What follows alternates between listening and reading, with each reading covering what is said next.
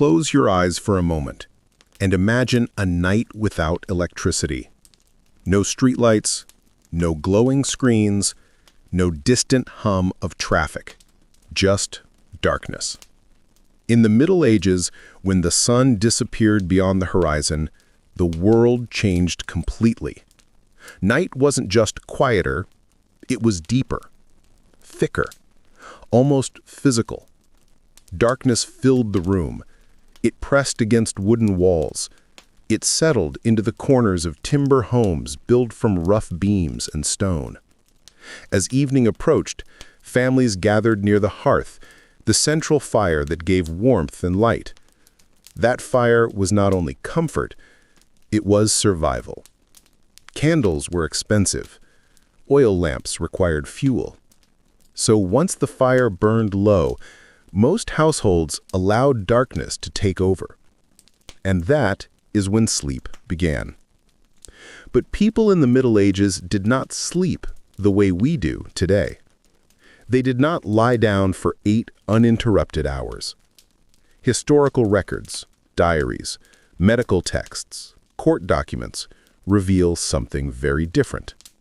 They had 2 sleeps, the first sleep and the second sleep.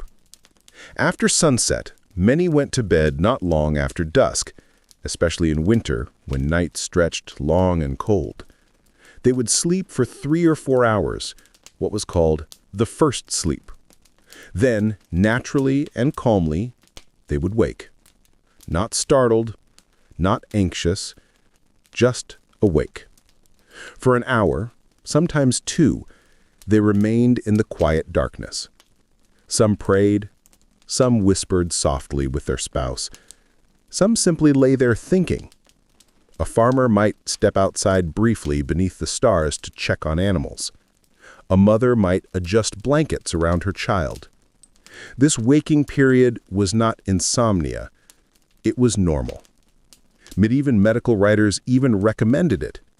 They believed this middle hour was ideal for reflection, prayer, or intimacy. Then, gently, people returned to bed for their second sleep, lasting until dawn. The night had a rhythm, a slow breathing pattern shared by entire villages. Now, imagine the sleeping spaces themselves. For peasants, the majority of the population, homes were simple, often just one room, the same space used for cooking, eating, working, and sleeping. Beds, as we imagine them, were rare among the poor. Instead, many slept on straw-filled sacks called palliaces. These were laid on wooden frames or sometimes directly on the floor. The straw needed replacing often. It could grow damp. It could attract insects. It was not luxurious, but it was ordinary. Families shared sleeping space. Parents, children, sometimes even servants or travelers. Privacy was not expected. Warmth mattered more. Human bodies generated heat inside cold stone or timber walls where winter winds slipped through cracks. Imagine a January night in 14th century England. The fire has nearly died. The room smells faintly of smoke. Frost forms quietly outside. Under heavy wool blankets, a family sleeps close together, breathing slowly in the dark. There are no glowing clocks, no sudden alarms, just the rhythm of breath and the soft crack of cooling wood. For wealthier households, sleep looked different, but not entirely. Nobles had large wooden beds with curtains surrounding them. These curtains were not decorative. They trapped warmth. Castles were cold places. Thick stone walls held winter chill. Heavy fabric around the bed created a small pocket of heat. Mattresses for the wealthy were often stuffed with feathers rather than straw. A feather bed was a symbol of status. Inheritance documents frequently listed beds specifically. They were valuable possessions passed from parent to child. Beds were not disposable objects. They were investments. In monasteries, nights followed strict schedules.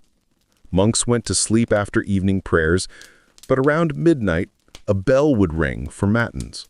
In cold stone corridors, monks rose from simple wooden beds, wrapped themselves in robes, and walked by candlelight to the chapel. There they prayed.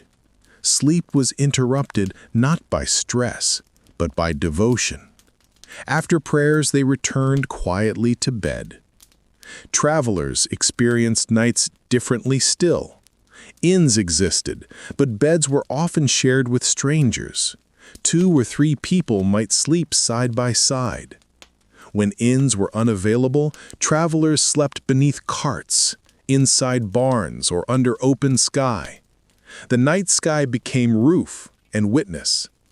There was risk: thieves, wild animals, bitter cold. Yet it was simply part of life. Inside towns, curfews were common. The word itself comes from an old phrase meaning "cover the fire."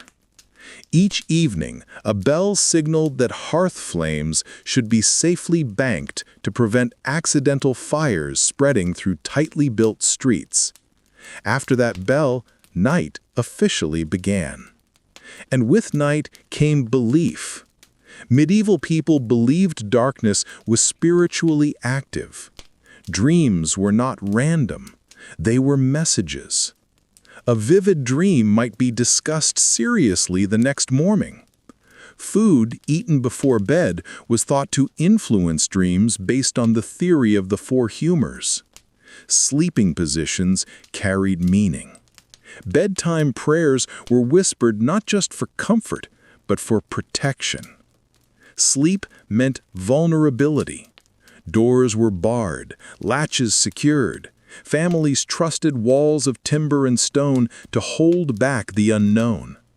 Yet despite fear of fire, illness, or cold, sleep was deeply communal. Families ended their day together. They shared warmth. They shared stories. During the quiet hour between first and second sleep, they sometimes spoke softly about crops, faith, village rumors. The world after midnight was not always frightening. Sometimes it was peaceful. Imagine that moment. The embers glow faintly red. The room is mostly silent. Someone shifts beside you. You wake briefly, not to bright light, but to gentle darkness. There is no urgency, only stillness. In that stillness, medieval people lived within a rhythm shaped by nature. Their bodies followed the sun, their nights followed silence. As centuries passed, something changed. Candles became cheaper, oil lamps improved, larger towns introduced street lighting. Night was no longer absolute darkness. Shops remained open longer, social gatherings stretched later, people went to bed later. The natural break between first and second sleep slowly disappeared. By the 18th and 19th centuries, references to first sleep and second sleep faded from writing. Waking at midnight, once normal, began to be seen as a problem. Industrial schedules demanded uninterrupted rest. Artificial light extended evenings. The human relationship with darkness changed completely. But in the Middle Ages, night still ruled. Even in summer, once darkness settled, activity slowed dramatically. There was humility in that rhythm, a surrender to natural limits. Imagine one final medieval night. A small village rests beneath a sky filled with stars.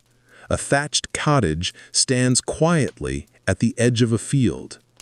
Inside, a family sleeps beneath wool blankets. The straw mattress rustles softly as someone turns. In a monastery, a candle flickers as monks chant gently.